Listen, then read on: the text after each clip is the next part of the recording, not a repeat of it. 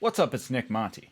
In this video we're going to take a closer look at my new song Look in the Dark, where I'm going to show you some vocal production techniques I'm using in the first verse. Now these techniques are what I would refer to as icing on the cake, because while they're not fundamental aspects of the song production itself, such as the lyrics, the melody, the chord progression, they really help to take that song and bring it to the next level. So the first concept that we're going to go over is using multiple reverbs. Now I have this main reverb that's happening throughout the song, and then in the verses, I add the second reverb to the mix, and there's a couple different reasons for that. One is because I want to create contrast between the vocal sound in the choruses and the vocal sound in the verses.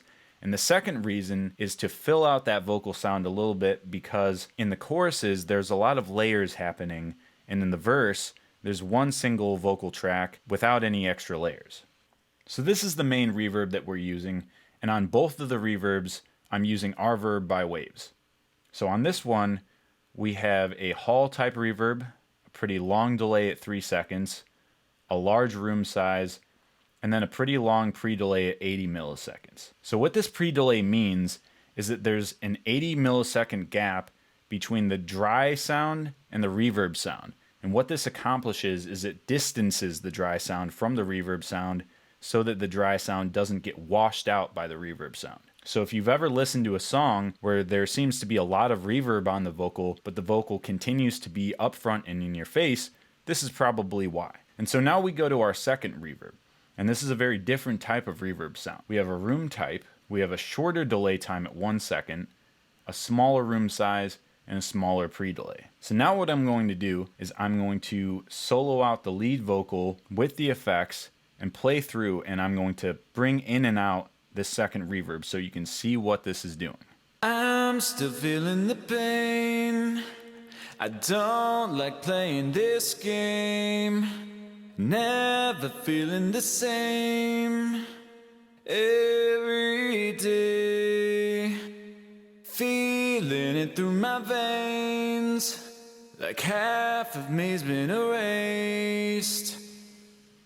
So it's a pretty subtle distinction bringing the reverb in and out, but what I'm hearing here is that it does fill out the sound a little bit more, and it makes the reverb sound a little bit more complex, which is more interesting for me to listen to. So now we're going to go to the second concept here, which is using multiple delay throws. And I've covered delay throws in the past, but a delay throw is when you send one word or one phrase into the delay rather than sending the whole signal, thus emphasizing certain words or phrases. And the way that I like to do delay throws is I actually like to print them out to audio. But here we go back to our original auxes here. And I'm using two different types of delays. The first one is this mod delay, which is a stock plugin from Pro Tools, and I have it set to a half note delay. But the cool thing that I like about this is it gives you independent control over both the left and the right channel. So what I like to do here is I'll set it to half notes, which is 960 milliseconds, and then I'll take the right side and move that out a little bit. So I'm moving it to 990. And what this does is it gives it a stereo effect to the delay sound. What I like about that is it takes that energy out of the center where the vocal is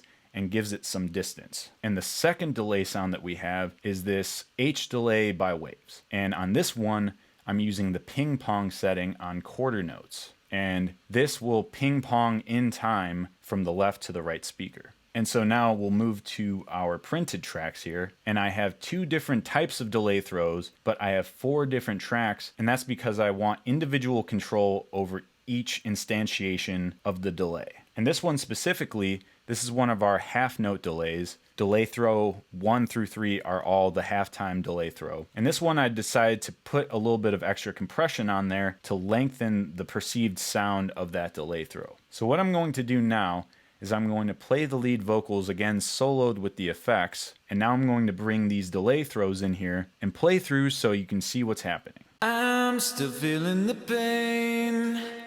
I don't like playing this game. Never feeling the same every day. Feeling it through my veins, like half of me's been erased. How can I still remain when I'm to blame? So So what I like about having these multiple different delay throws here is that you have it going between the ping pong throw and the half note throw, and that gives it a little bit more interest and it breaks up the monotony so you're not hearing the same exact delay throw again and again. And so, like I said, these are techniques that I consider icing on the cake, because these are the things that I tend to do at the end when I'm mixing, is I'll add these little extra icing on the cake tricks to take that song and just make it a little bit better. So if you like this, please leave a like, please subscribe, and please comment below. What are some things that you struggle with when mixing and when producing? I'd like to hear your feedback, and I will see you in the next one.